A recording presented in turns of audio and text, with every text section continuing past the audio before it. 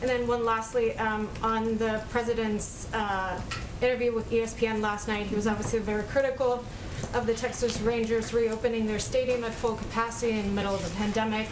Apart from urging people to wear masks, wash their hands, socially distance, is the president planning to take any other measures to try to slow the pace of the reopening and engaging with governors, especially as we see a rise of cases in a number of states?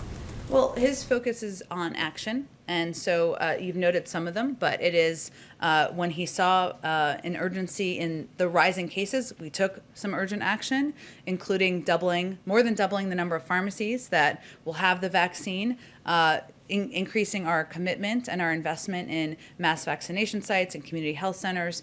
His view is the more people we can get vaccinated more quickly, the better positioned we will be. So that's where his focus is. Are you worried that the reopening and rising cases will pace the vaccination pace?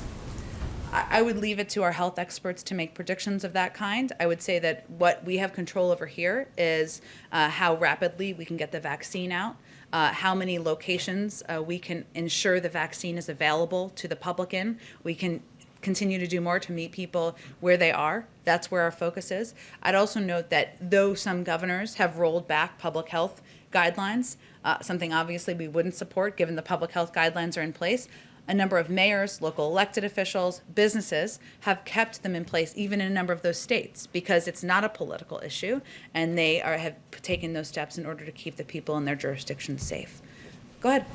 Thanks, Jen. So during the campaign, the president signaled his support for expanding paid family and medical leave. Mm-hmm. I know the provision was enacted during the pandemic, expired, and paid leave wasn't in the stimulus package. Is paid leave something that the president will commit to including in the second part of his infrastructure proposal? Well, there's naturally still ongoing discussions about the final pieces of the package. He does believe that it is.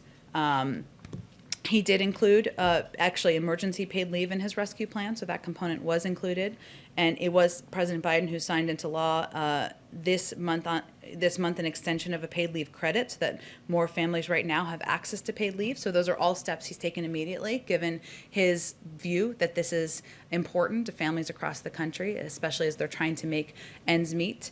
And he's been clear about his support for permanent paid leave and paid and medical leave. But I don't have anything to predict for you in terms of the next package. And then on a different topic, the